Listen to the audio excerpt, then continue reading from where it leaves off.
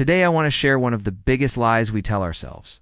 Most people will never be happy. Not because they're broken, but because they've been lied to their entire lives.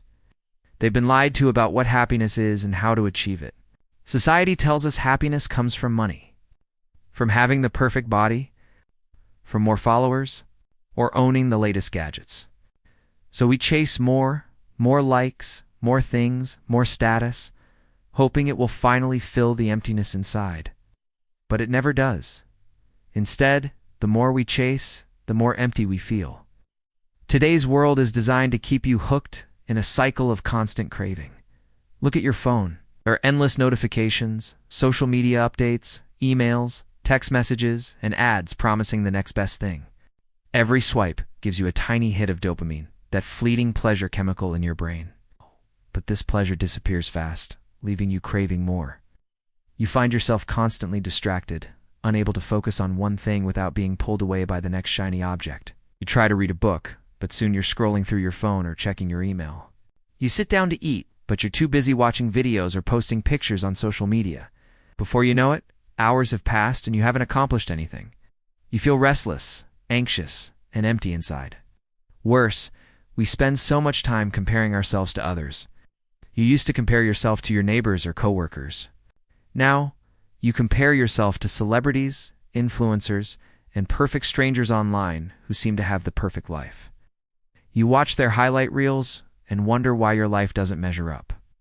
This comparison steals your joy and makes you feel like you're always falling behind. But here's the hard truth. Happiness isn't found in external things or validation.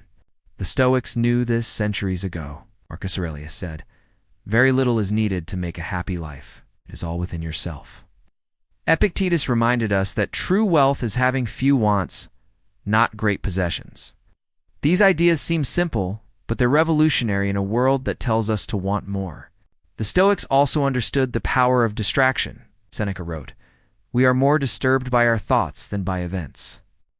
Our minds have the remarkable ability to wander into the past or future, Seneca said. We ruminate over old mistakes or worry about uncertain outcomes, both of which distract us from the present moment. To find happiness, we must bring our attention back to the now, to appreciate what we have, rather than chasing what we think will make us happy.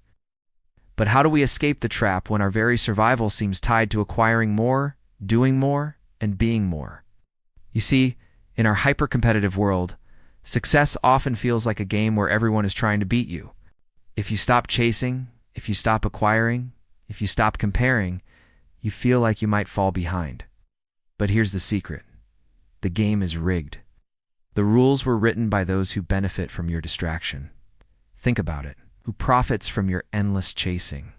The companies that sell you more stuff. The social media platforms that keep you addicted to likes and status. The advertisers that bombard you with messages to buy more things. In short, the powers that be profit from your distraction. So don't play their game. Don't chase their carrot.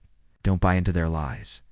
The first step to finding happiness is realizing you already have everything you need.